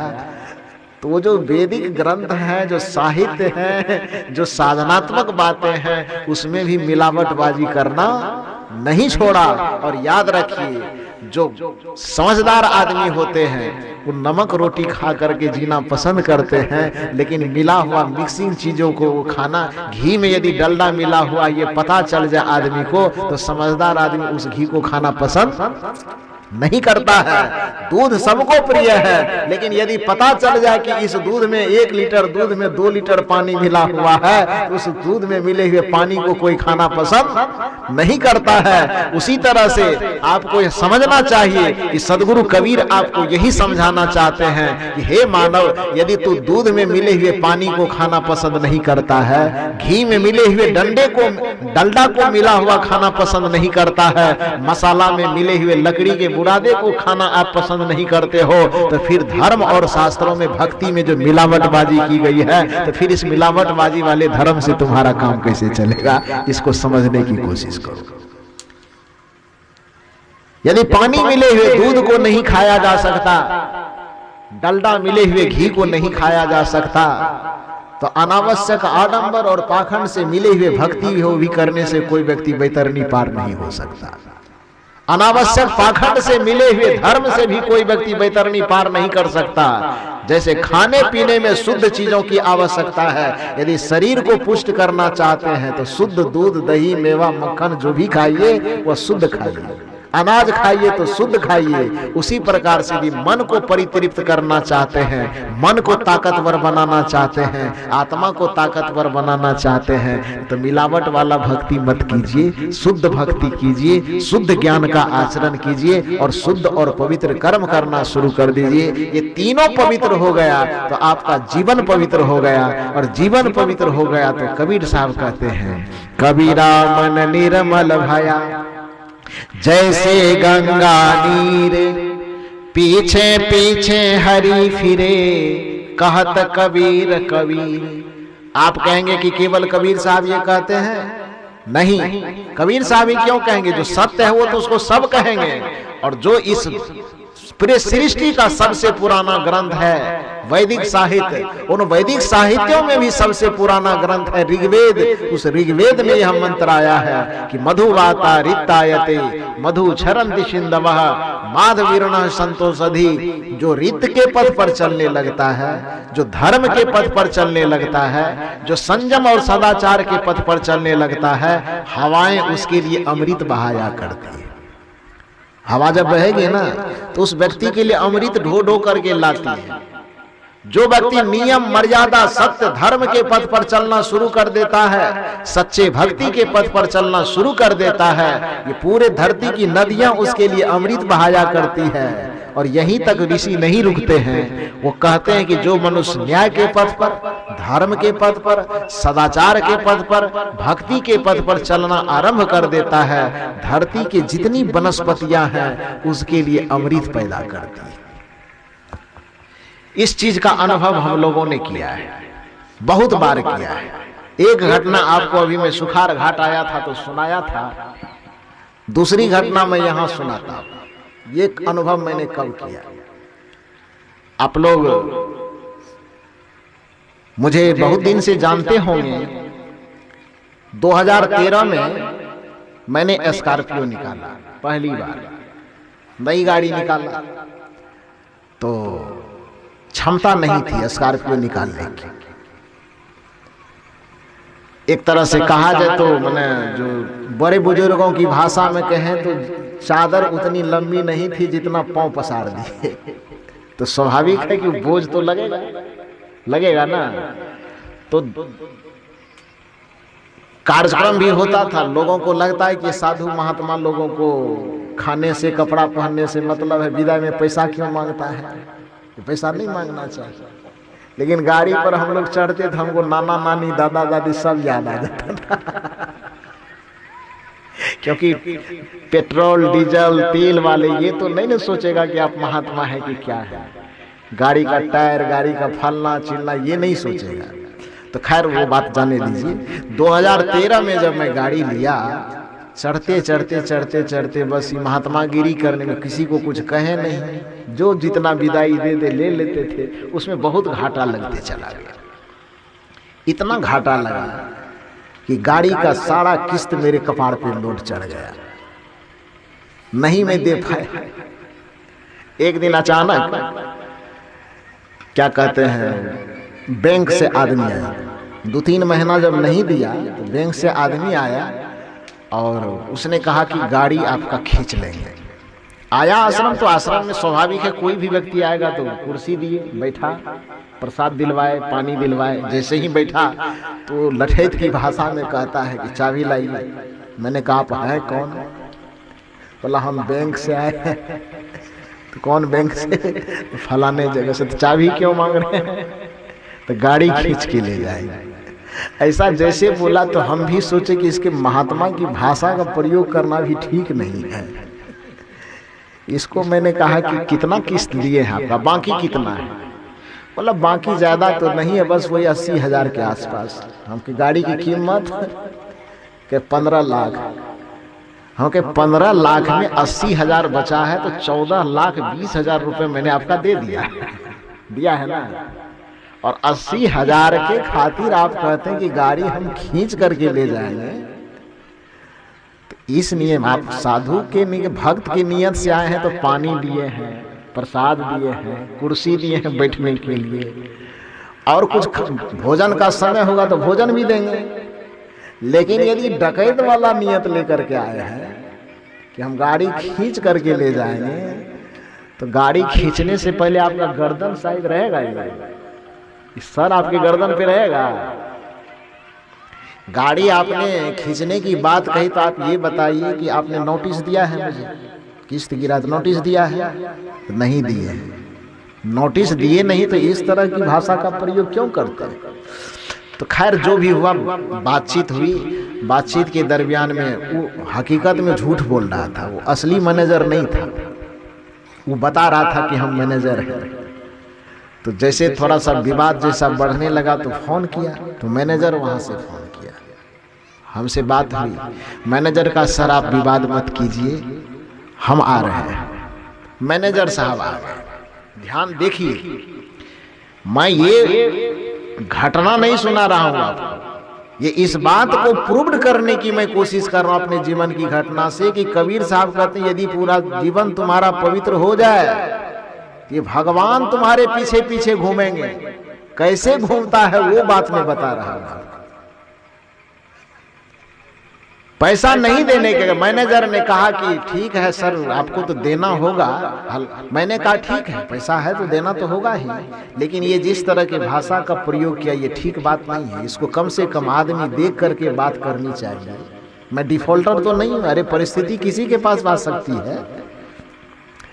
तो कहा कोई बात नहीं। कहा अच्छा नोटिस नहीं दिए सर तो आप सूचना दे दिए, ऐसा कीजिए कि आप एक एप्लीकेशन लिख दीजिए, आपको 1 महीना का समय दे देते हैं, 1 महीना में आप पैसा जमा कीजिए। हम कहे हाँ ये हुई आदमी वाली बात, लिखवाई। एक एप्लीकेशन लिख दिया मैंने और उसको उस पे मैनेजर साइन मोहर करके एक कॉपी वो ले लिए, एक कॉपी हमको दे दी। अब 1 महीना का समय तो दिया, लेकिन मेरे माथे पर और एकदम परेशानी का बोझ आ गया कि 1 महीना में व्यवस्था करना है। अभी तो नोटिस नहीं दिया था तो उसको हम दादागिरी दिखा दिए। 1 महीना में यदि नहीं देंगे तब तो खींचेगा, तो फिर तो हम कुछ नहीं कर पाएंगे। करेंगे कैसे करेंगे? तो यह सोच करके सोचते सोचते सोचते सोचते 1 महीना में 30 दिन होता है, तो 29 दिन तक पार हो गया। जब 29 दिन के जब रात के 12 बजे तो मुझे जब नींद नहीं आने लगी कि कल आएगा गाड़ी खींचेगा, पूरे लोग देखेंगे तो कितनी बेइज्जती होगी, पूरे हल्ला हल्ला हो जाएगा कि पैसा नहीं दिया तो गाड़ी खींच लिया। इस बात से मैंने बड़ा चिंता लगने लगा, अब क्या होगा। 12 बजे रात से नींद नहीं आ रही, सोचना शुरू किए कि चाहे 20 रुपये सैकड़ा पे कर्जा मिले कि जितना पे मिले, लेकिन कर्जा लेकर के वहां देना है। ले भी तो किससे, कर्जा भी मांगे तो किससे मांगे। अचानक मेरे दिमाग में ख्याल आया कि मेरा एक प्रिय आदमी है मुंगेर में, मैं जाता हूँ वहाँ और पैसा चाहे वो पैर पकड़ के दे, कर्जा पे दे, ऐसे दे, जैसे भी दे, कहूँगा कि प्रतिष्ठा का सवाल है, आप कुछ मदद कीजिए। और उस पर इतना भरोसा था, भरोसा ही नहीं हकीकत में ऐसा था भी कि गर्दन भी मांगते तो वो देने के लिए तैयार था, और मुझे पता था कि उनके पास पैसा है, हम मांगेंगे तो दे देगा। मैं 3 बजे सुबह में गया, हावड़ा पकड़ा, 5 बजे तक में मैं जमालपुर 5:30 बजे में पहुंचा। आंख मलते मलते मैं उस व्यक्ति के पास पहुंचा। जैसे देखा बदहवास स्थिति में, उन्होंने कहा साहब कैसे आए। मैंने घटना सुनाई कि ऐसी ऐसी बात है, आप मुझे इतने पैसे का मदद कीजिए, ये पैसा 2 महीने में मैं लौटा दूंगा आपको।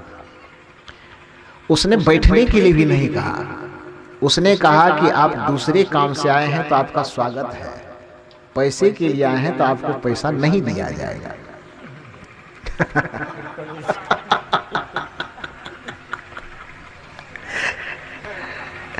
मैंने कहा कि मैं आपको पैर पकड़ता हूं, मेरी प्रतिष्ठा का सवाल है, बचा लीजिए।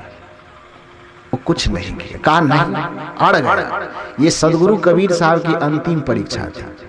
वो दे देता पैसा, लेकिन एक भक्त की कितनी कठिन परीक्षा ली जा सकती है, वो परीक्षा लिया जाए। बाद में मुझे समझ में आया, वो एकदम मतलब इतना क्रूर बन गया मेरे लिए कि वो कहे कि आप मर जाइए कि कुछ होइए, पैसा तो हम नहीं दे सकते हैं।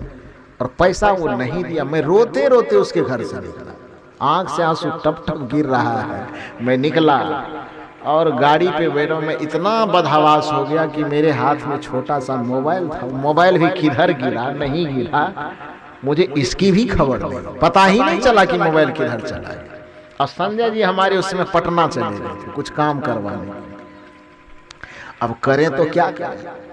ट्रेन में बैठे बैठे जब लौट करके जा रहा था, घोघा के आसपास जब मैं पहुंचा तो एक आदमी से कहा, जो गाड़ी में बैठे थे, भाई साहब 2 मिनट की खातिर मोबाइल दे सकते हैं क्या? तो उसने मोबाइल दिया। मैं इसको कॉल किया और कहा कि आप काट के उधर से ही कीजिए, तो संजय जी फोन किए। उसके बाद मैंने इन्हें कहा कि मोबाइल मेरा खो गया है, मैं पैसे की व्यवस्था करने गया था, वह भी नहीं हो पाया।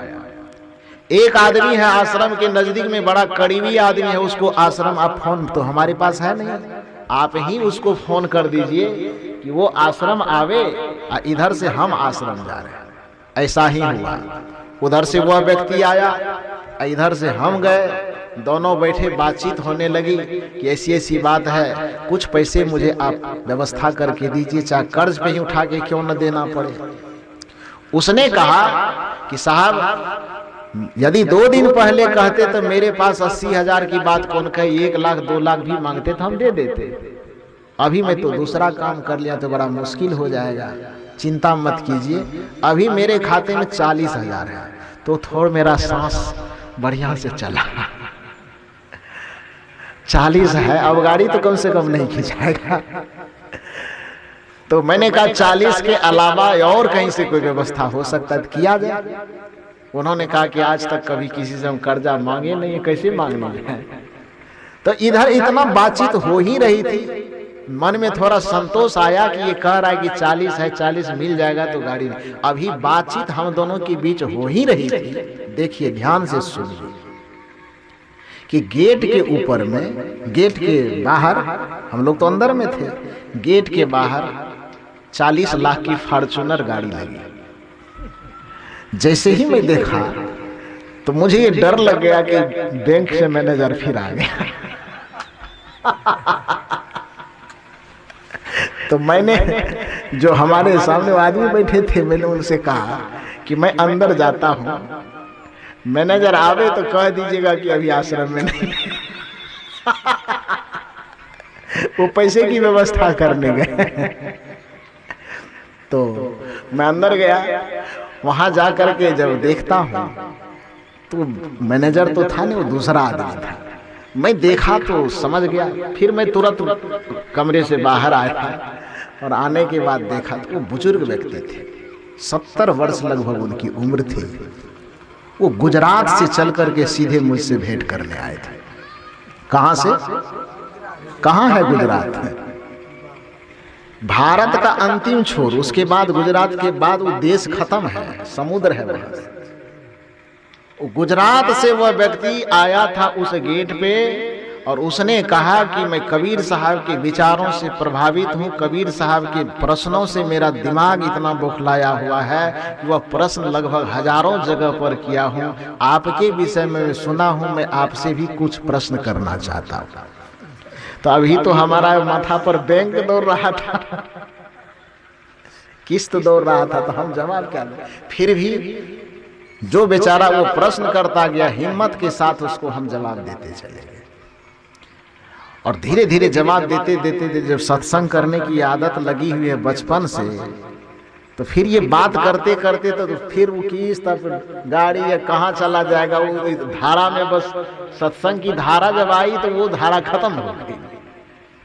बातचीत करते करते मेरे बात से वो इतना प्रभावित हुए कि आंख बंद करके वो बैठे थे। संजोग की बात, जो आदमी जिससे हम पहले बातचीत कर रहे थे उसके मोबाइल पर मेरे किसी एक आदमी का फोन आया। उस आदमी ने कहा कि अभी मैं साहब जी के पास बैठा हुआ हूं। तो उसने कहा कि आप बात करेंगे, साहब जी को भी थोड़ा दीजिए बात कर। तो हम बात कर रहे हैं, साहब जी आप कभी याद भी नहीं करते हैं। तो हम बोले अरे मोबाइल तो लगता नहीं था, और आज से तो और क्या याद करेंगे, आज तो सुबह सुबह मोबाइल भी मेरा खो गया, गाड़ी में ही गिर गई। ये बात हम उनसे कर रहे हैं, गाड़ी में ही मोबाइल गिर गई, अब बात क्या करेंगे। इतनी बात होकर के रख दी गई। वह आदमी जो गुजरात से आया था, सबसे पहले वह उठा और उठ करके जाने लगा। मैंने कहा सर जा रहे हैं क्या? कहा नहीं नहीं जा नहीं रहे, 10 मिनट के बाद फिर मैं लौट करके आ रहा हूं। तो मैंने कहा ठीक है आइए, भोजन यहीं कीजिएगा। वो चले गए कहलगांव बाजार। और हम जो उनसे बात कर रहे थे कि मेरा मोबाइल खो गया है, तो वो 10 मिनट का जो समय लिया, सबसे पहले कहलगांव गया और 15,000 का सबसे पहले मोबाइल खरीदा और आकर के सबसे पहले मेरे हाथ में देता है कि आप कहते हैं कि मोबाइल खो गया है, आज से इस मोबाइल से आप बात कीजिएगा। सुबह 8 बजे 1500 का मोबाइल खोया और 10 बजते बजते मेरे हाथ में कितना का मोबाइल आया? 15,000 का। उसके बाद 80,000 रुपए के लिए हम विकल थे, 40,000 की व्यवस्था किए थे। उसने कहा, छत को देखा, मकान को घूमते घूमते घूमते घूमते इधर देखा, देखने के बाद कहा कि इसमें और कितना काम लगने में बाकी लगेगा। हम कहे सर हम मकान तकान बनाए नहीं हमको कुछ पता नहीं है। उसने कहा कल से काम शुरू कीजिए। 1 लाख का चेक मैं अभी आपके हाथ में देता हूं, बाकी सारा चेक मैं आपके ट्रांसफर करके आपके खाते में भेज दूंगा, मकान बनाइए। 1 लाख का चेक जैसे मेरे हाथ में आया, कहे कि मकान बाद में बनेगा, पहले गाड़ी का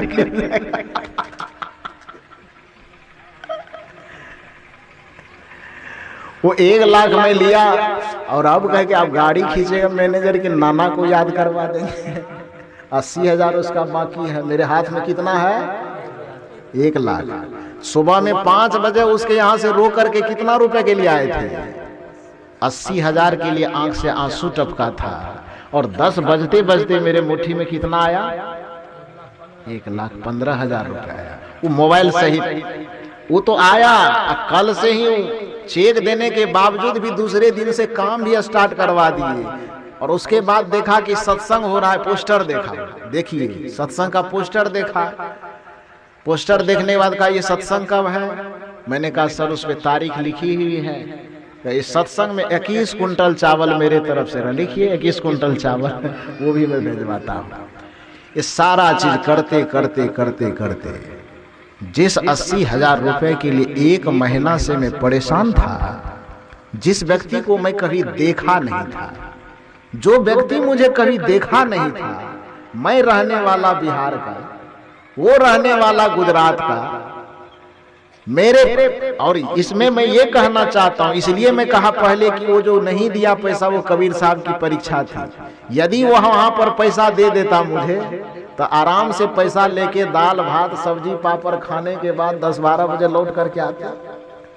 तब तक में जो आश्रम पर आया हुआ व्यक्ति था ये लौट करके चला जाता, जिसके कारण से वहां से दुत्कारा गया। तो उसके दुत्कार को सुन करके रोते रोते आश्रम पर आए तो मेरा सारा कष्ट दूर हो गया। और दूर हो गया तो जैसे ही उसके यहाँ से रो करके हम निकले तो उस व्यक्ति को भी लगा कि साहब जी को हम रुला दिए, कितना बड़ा पाप कर दिए। तो हम आश्रम पहुंचेंगे क्या? आश्रम पहुंचने से पहले 80,000 टका मेरे खाता में डाल दिया था। आश्रम पहुंचने से पहले वो खाता में पैसा डाल चुका था।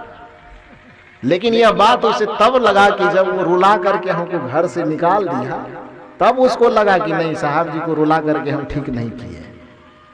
तो ये कहने का ये अर्थ है, ये मैं कोई चमत्कारिक बात नहीं कह रहा। जीवन ऐसे एक बात नहीं, जीवन में हजारों ऐसी घटना घटी है। वक्त वक्त पर जब यह पता चलता है कि जो गुरु भक्ति के मार्ग पर चल दिए होते हैं, जो साधना के मार्ग पर सच्चे भक्ति के पथ पर चल दिए होते हैं, उसको अड़ोसों पड़ोसी में अपनी बात सुनाने की भी आवश्यकता नहीं पड़ती। मैं इससे ज्यादा बड़ी बात क्या कह सकता हूं कि मैं बिहार का और कोई गुजरात के आदमी मेरी उस पुकार को सुन नहीं सकता है जब तक कि उसमें सदगुरु की प्रेरणा न हो, जब तक उसमें आत्मिक चेतना का प्रेरणा न हो। तो बिहार में रहने वाले आदमी की भावना का कद्र कोई गुजरात से आया हुआ आदमी नहीं कर सकता। वह आदमी आकर के 80,000 की जरूरत वह हाथ में 1 लाख रुपए दे करके पूरा करता है और मेरी समस्या को सदा सदा के लिए समाप्त कर देता है। मैं गया बैंक में और जाने के बाद मैंने मैनेजर से कहा कि 80,000 काटिए और नो ड्यूज का मुझको जो कागज मुझे दीजिए। आज के बाद ये बात मत कहिएगा कि हम आपका गाड़ी खींचने जा रहे हैं। कबीरा मन निर्मल भया जैसे गंगा नीर, पीछे पीछे हरि फिरे कहत कबीर कबीर। कबीर साहब कहते हैं कि जिस दिन तुम अपने संपूर्ण जीवन को पवित्र बनाओगे, किसी भगवान के पीछे घूमने की जरूरत नहीं पड़ेगी। वह भगवान तुमको खोजते खोजते आएंगे कि बताओ तुम्हारी क्या जरूरत है, और उस जरूरत को पूरा करेंगे। तो आप जो काम कर सकते हैं वह काम कीजिए। आप कम कर सकते हैं अपने कर्म को पवित्र करने का, आप काम कर सकते हैं अपने हृदय को पवित्र करने का, आप काम कर सकते हैं अपने मस्तिष्क को पवित्र करने का। तो ज्ञान भक्ति कर्म तीनों की पवित्रता का संदेश ये सदगुरु कबीर का विचार मंच देता है। सदगुरु कबीर देव के विवेक धारा से अनुप्राणित विचारों में अवगाहन करने पर आपकी इंद्रियां, आपके हृदय, आपके मस्तिष्क तीनों पवित्र होंगे। तीनों पवित्र होने का मतलब है संपूर्ण जीवन का पवित्र होना। और जिस दिन संपूर्ण जीवन पवित्र हो जाएगा उस दिन आपके जीवन पाने का अर्थ पूरा हो जाएगा, जीवन पाने का उद्देश्य पूरा हो जाएगा। जो देवत्व स्वरूप जीवन आप लेकर के आए थे, वही देवत्व स्वरूप जीवन को आप बरकरार रख पाएंगे। सदगुरु कबीर की भाषा में इसी बात को कहें तो ध्रुव प्रहलाद सुदामा ने ओढ़ी, सुखदेव ने निर्मल कीन्ही, और साहब कबीर ने ऐसी ओढ़ी ज्यों की त्यों धड़ दीनी। अपने जीवन रूपी चादर को जिस देवत्व के साथ, जिस दिव्यता के साथ कबीर साहब लाए, उसी दिव्यता के साथ उस जीवन रूपी चादर को लौटा दिए। हम कबीर के बच्चे हैं, हमारा भी कर्तव्य होता है कि जैसे शेर का बच्चा कभी गीदड़ नहीं होता, तो कबीर जैसे महापुरुष के हम बच्चे हैं, तो हमारा भी कर्तव्य है कि हम अपने तन मन जीवन को पवित्र करके इतना बेदाग रखें कि अपने भी जीवन को सदगुरु कबीर के तरह ज्यों के त्यों वहां जाकर के धर दें। यही जीवन की सार्थकता है और यही सदगुरु कबीर के अनुगामी होने का फल है, यही सदगुरु कबीर के भक्त होने का फल है, यही सदगुरु कबीर के विचारों में ज्ञान गंगा में डुबकी लगाने का फल है, यही सदगुरु कबीर के भक्ति मार्ग पर चलने का फल है। बस इतना ही निवेदन करके अभी के सत्र में अब मैं वाणी को ज्यादा लंबा न खींचते हुए अपनी वाणी को मैं यहीं पर विराम देता हूं। साहिब बंदगी, यदि आप चाहते हैं कि इस चैनल से हम सदा जुड़े रहें, इससे हमको हमेशा लाभ मिलता रहे, चाहे लाइव हो या डी लाइव हो, तो इसके लिए आप इस चैनल का अस्थायी सदस्य सब्सक्राइब करके हो जाएं। और दूसरी बात, इस विचार को यदि आप चाहते हैं कि हमारे और ये साथी परिजन उससे लाभ लें, तो इसे आप शेयर करें। शेयर करेंगे तो वो इस विचार से वाकिफ होंगे, रूबरू होंगे और वे भी आपके ही तरह लाभ ले पाएंगे। और तीसरी बात, आप अपना कुछ सहज विचार देना चाहते हैं, अपने भीतर की भावना को हमें पहुंचाना चाहते हैं, तो आप कमेंट बॉक्स में आप अपना बहुमूल्य विचार देकर हमें आगे बढ़ाने में मदद करें। आपका एक सलाह हमारे जीवन को बदल सकता है, काम करने के तरीका को बदल सकता है। हमारे पीछे जुड़े जितने साथी हैं उन्हें और लाभ मिल सकता है। इसीलिए इन 4 कार्य को जरूर करेंगे। सब्सक्राइब करके अस्थायी सदस्य बनेंगे, शेयर करके अपने मित्रों तक पहुंचाने का प्रयास करेंगे, लाइक करके हमारा मनोबल बढ़ाएंगे और अपना प्यारा सा सराहनीय भरा बहुमूल्य विचार देकर के हमें और आगे बढ़ाने का प्रयास करेंगे। यही हमारी आंतरिक इच्छा है। और बाकी हम लोग साथ रहें, मिलकर रहें, आगे बढ़ें, आध्यात्मिक यात्रा में उन्नति करें, सदगुरु कबीर देव के भावना में अपने मन को जोड़ें और अध्यात्म का जो परम लक्ष्य है उसे सहज ही प्राप्त करें। साहिब बंदगी, साहिब बंदगी, साहिब बंदगी।